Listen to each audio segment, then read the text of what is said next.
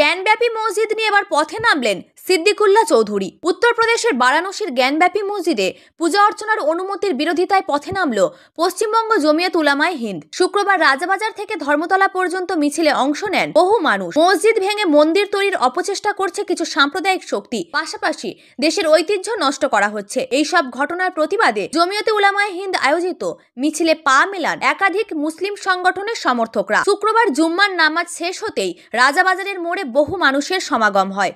এদিন দুপুর 2টো নাগাদ শুরু হয় মিছিলে হাঁটার সময় জমিয়তে উলামায়ে হিন্দের রাজ্য সভাপতি তথা রাজ্যের মন্ত্রী সিদ্দিকুল্লাহ চৌধুরী বলেন, দেশে গণতন্ত্রকে উপেক্ষা করে মসজিদ ভাঙার চক্রান্ত হচ্ছে।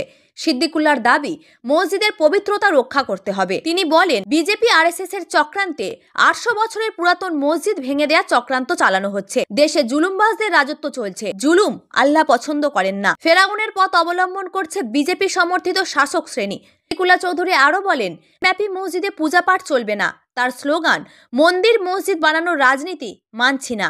স্বাধীন ভারতের জাতীয় ঐক্য ঐতিহ্য ধ্বংস হতে দেব না। হিন্দুত্ববাদকে প্রতিষ্ঠা করার জন্য দেশবিরোধী কার্যকলাপ চালানো হচ্ছে। তবে হিন্দুস্তানকে কোনোভাবে হিন্দু রাষ্ট্রে পরিণত করতে দেয়া যাবে না। এই দেশ মুসলিম, খ্রিস্টান, শিখ সম্প্রদায়েরও। তাদের ছোট করে দেশ উন্নত হতে পারে না। তাই দেশের মসজিদের ঐতিহ্যকে ফিরিয়ে আনতে হবে। এদিন মিছিলের শেষে পশ্চিমবঙ্গ রাজ্য জমিয়তে উলামায়ে হিন্দের ঘোষণা। দেশের জ্ঞানব্যাপী মসজিদ সম্পর্কে জানা যায়, কুতুবউদ্দিন আইবকের নেতৃত্বে 1194 সালে জ্ঞানব্যাপী মসজিদ স্থাপন করা হয়। এই সময় থেকে এখানে 5 ওয়াক্ত পাঞ্চেগানা নামাজ সহ ঈদের নামাজ হয়ে আসছে।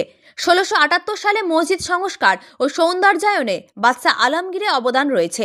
1991 সালে উগ্র হিন্দুত্ববাদীরা বেনারসের জেলা আদালতে গিয়ে রিট পিটিশন দিয়ে মসজিদের পূজা পাঠের অনুমতি চান। অথচ 800 বছর ধরে এই মসজিদটি চলে আসছে। কেউ কোনো প্রশ্ন তোলেননি। আদালতকে ভুল তথ্য দিয়ে তারা ওই জায়গা দখল করে পূজারি হতে চায়। মসজিদ মুসলিমদের প্রাণ। তারা কোনোদিনও মসজিদচ্যুত হননি।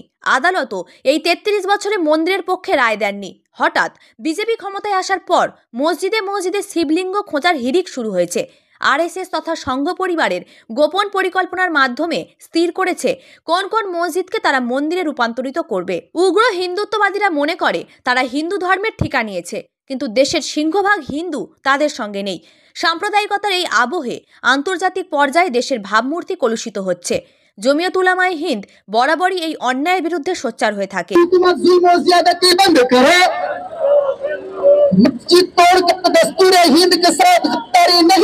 আগামীতে আদালত সাক্ষ্য প্রমাণ বিবেচনা করে মসজিদ সংরক্ষণের পক্ষে রায় ঘোষণা করে দেশে আইনের শাসনকে সুপ্রতিষ্ঠিত করবে বলেও এদিন জানান সিদ্দিকুল্লাহ চৌধুরী সহ মিছিলে অংশগ্রহণকারীরা।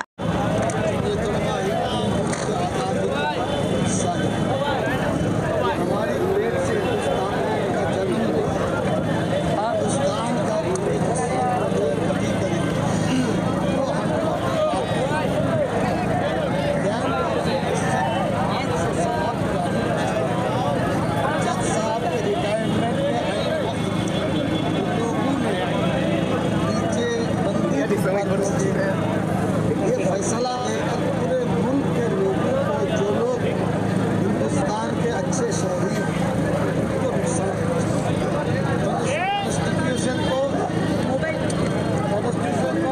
पामाल किया और यहाँ वो लोग नदी चौपट राज हिंदुस्तान के तस्वीरों में कहीं नहीं लिखा कि किसी के मस्जिद को मंदिर मुखालिफ नहीं है।